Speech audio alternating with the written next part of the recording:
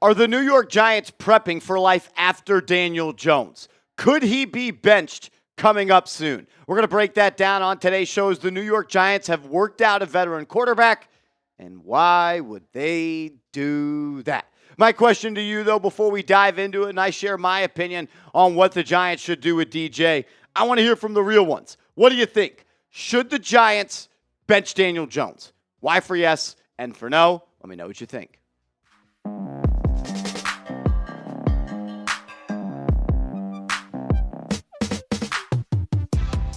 You're watching Giants Now by Chat Sports. I am your host, Marshall Green. I appreciate everybody for stopping by. As we put our tin hats on and we try to figure out why Joe Schoen and Brian Daboll worked out veteran quarterback C.J. Beathard today. Look, there's a lot of reasons that the Giants could have did that. Maybe they worked out a couple of different receivers, right? And they needed somebody to throw them the football. Or maybe they're prepping for life after Daniel Jones. Because there is a real conversation that, one, has already probably happened, and two, that will continue to happen with Daniel Jones. And I don't think Jones deserves to be benched because of his play. I actually think he's played well enough to remain the starting quarterback. But there is a conversation to be had about his injury guarantee. And the fact that if he can't pass a physical this upcoming spring, his contract will be fully guaranteed for the 2025 season. And the question is, at what point does your record make you make the decision of it's not worth playing Daniel Jones anymore because it may hurt the long-term future and cap flexibility of this team? But let's focus in on C.J. Beathard. Why would they work out a healthy veteran quarterback when they already have three healthy quarterbacks on the roster? You have Daniel Jones. He's healthy. You got Tommy DeVito as your emergency quarterback on the practice squad. He's healthy. And Drew Lock, your QB2, he is healthy as well. There's only really one reason for this. I truly do believe it. I get it. There's all these other reasons, blah, blah, blah, blah, blah. I think the Giants are starting the process of benching Daniel Jones. And I don't think it's going to happen this Sunday. I don't think it's going to happen maybe even next Sunday. But we are getting very close to it being Drew Lock time with the New York Football Giants. Yeah, I work for NASA. Look, it's got to be a conversation that they got to have here pretty soon. If you're 1-4, if you lose to the Seattle Seahawks this week, if you go 3 games below 500, it is a death sentence in the National Football League. And look, seriously, why are they working out a quarterback? Like, I know we like to have fun with Drew Lock and put it on and Young Jeezy and all that stuff, but why are they doing it? Did they need him to throw balls to somebody else? Did they need this? Whatever it is. I don't even think the Giants are going to go out and sign C.J. Beathard, but I think they're starting the process on top of other reasons as well. Now, if the Giants do sign C.J. Beathard, that tells me that this move could be coming very, very soon. I don't anticipate that happening, but I do think that there is a conversation to be had. Shoot, Adam Schefter, the number one insider in the National Football League, he wrote a column after week 1 where the Giants did not score an offensive touchdown against the Minnesota Vikings, saying that this could be coming sooner than we initially thought. This is what Schefter said 3 weeks ago. The Giants also have a question they may need to eventually address regarding Jones, who has a $23 million injury guarantee for 2025 that becomes fully guaranteed if he gets injured and is unable to pass a physical in the offseason. In recent seasons, other NFL teams have benched quarterbacks to avoid triggering injury guarantees. And the Giants, like Schefter said, wouldn't be the first team to do so. And there's been a lot of other teams that have done it in the past to protect themselves going forward. The Broncos, they benched Russell Wilson because of this exact same thing. The Raiders, they benched Jimmy Garoppolo, and the Colts benched Matt Ryan, and the Raiders benched Derek Carr. I don't think it's the craziest thing in the world to think that Daniel Jones will be benched because of this injury guarantee. I don't necessarily think he's played bad enough to lose his job, but I do think we could live in a world where this Sunday is his last chance. Because if the New York Giants go out and play the Seahawks and they lose that game, it's not the end of the world, right? But there is no reason to play Daniel Jones in Week 6 with a 1-4 record. There is a major difference when it comes to being 1-4 and 2-3. At 2-3, you control your own destiny. At 1-4, you're firing up the mock draft simulator. Your season is cooked. The writing is already on the wall for Daniel Jones. He knows it. I know it. And even his biggest supporters and biggest fanboys out there, they know it as well. And it comes down to the dollars. You got to make it make sense. And at what point do you look at this season and say, does it make sense anymore to play Daniel Jones when you might be on the hook for $41.6 million next year? I am 99.9% sure that the New York Giants are going to cut Daniel Jones after this season. That way they don't have to pay him $41 million, and that way they save $19.3 million. The Giants will go out and draft a quarterback, and they will be able to bolster the rest of this roster with the money that they saved for cutting him. Again, I don't think he's played bad enough this year to lose his job. But this number right here is a lot more important than where the Giants are right now and the juice that could be squeezed out of Daniel Jones the rest of this season. We're going to continue to break this down, but first, make sure you are subscribed to the channel, Giants Now by Chat Sports. It is sub-battle week as we are taking on Tyler Jones in the Seattle Seahawks Today channel here at Chat Sports. When I started at Chat Sports in January 2021, the Seattle Seahawks channel was already over 20,000 subscribers.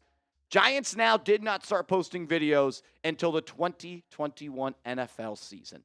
And we're going to try to beat them in subs picked up in our lifetime. We are less than 1,000 subscribers away from passing Seahawks Today. If you love the Giants and you want to beat the Seahawks, subscribe to the channel. Only the people that aren't subscribed can help us out. So if you bleed Giants blue, hit that sub button and help us catch Tyler Jones in Seahawks Today.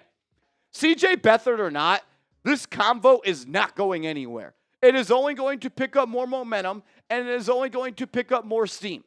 There is going to be a time where Brian Dable and Joe Shane are going to sit down and have the conversation of what is the best move to make at the quarterback position for the Giants now and into the long-term future.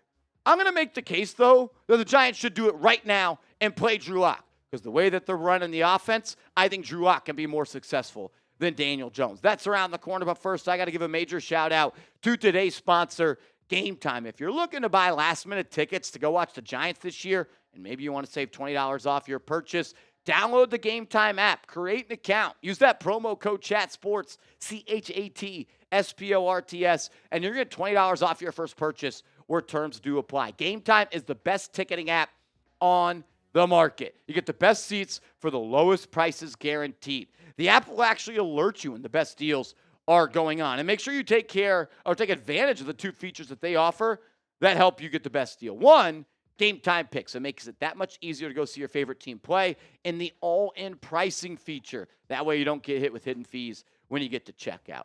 Download the Game Time app. Because what time is it? It is game time. It's the only app I use to buy tickets. I've gone to concerts. I've gone to multiple sporting events. And I'm only going to use Game Time because they look out for their customers. Check them out. Download the Game Time app. Use the promo code CHATSPORTS, and you're going to get $20 off your first purchase where terms do apply. Look, the New York Giants cannot afford a serious Daniel Jones injury.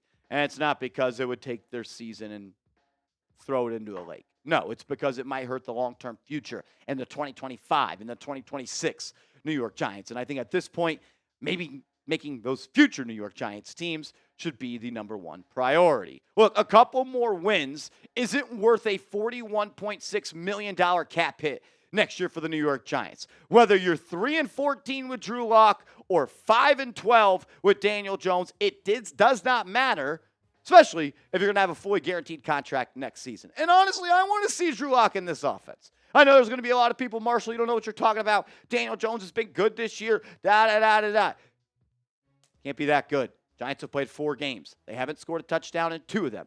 50% of the games the Giants have played this year, they did not score a touchdown. My expectations for Daniel Jones in this offense were low this year. I expected at least 1 touchdown a game, though. Look, the Giants have been airing it out. They've been throwing the ball downfield. It was a focus all year long in the offseason. And you told me that Daniel Jones wasn't doing it well because it was just OTAs. And it was just minicamp. Then it was just training camp. Then it was just joint practices. Then it was just preseason. Then it was just week 1. It's week 5, and Daniel Jones has completed just 3 passes out of 15 attempts this year on air yards of more than 20. He is 3 for 15 on those throws. And Drew Lock's a guy that has a big-time arm, and he can make big-time throws. I mean, look at the 2020 season.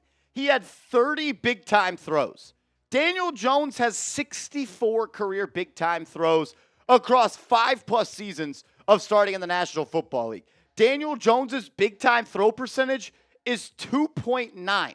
2.9% of his passes have been big-time throws. And that number is extremely skewed because Daniel Jones had 20 big-time throws his rookie year. He had 24 big-time throws his second year in the NFL.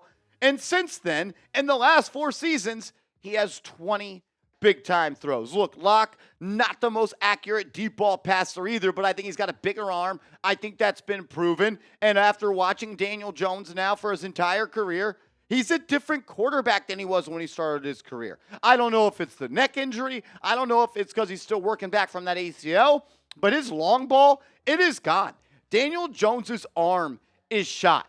He isn't just missing these deep ball throws. They are not even close. He's underthrowing them. He's now overthrowing them because he's trying to overcorrect. I'm not sure if it's a mechanical thing. I'm not sure if it's a trust thing or if it's a lack of talent thing. And if the Giants are going to continue to try to push the ball down the field, which they should to a guy like Neighbors or a guy like Slayton or a guy like Hyatt, let Drew Lock get in the game, man. Let Drew Lock uncork it and throw it deep. We saw him do it at Missouri. We saw him do it with Denver. We saw him do it with Seattle. Go watch the game-winning pass that Drew Lock had last season when he went 80-plus yards to beat the Philadelphia Eagles on primetime football Monday night. He drops back and drops a dime piece over the shoulder, 40-plus air yards to Jackson Smith-Njigba, one of the more pretty passes you'll ever see. I haven't seen Daniel Jones throw a ball like that. Look, Daniel Jones is better than Drew Lock, but when you factor in the injury guarantee, how much does he really raise the ceiling? And the fact that he might actually be able to help a guy like Hyatt development, continue to see if Darius Slayton and evaluate him and help Malik Neighbors reach new heights. I think it's worth it. I really, really do, but that's just my take. What do you think? If you had to pick a quarterback for the remainder of the season, who do you want to see under center for Big Blue? 8, 2, or 15 Tommy Cutlets? Let me know your thoughts, and make sure you are following me on social media. I'm on Twitter at @MarshallGreen_. I'm on Instagram at @MarshallGreen_. Hit me up over there, and let's go Big Blue.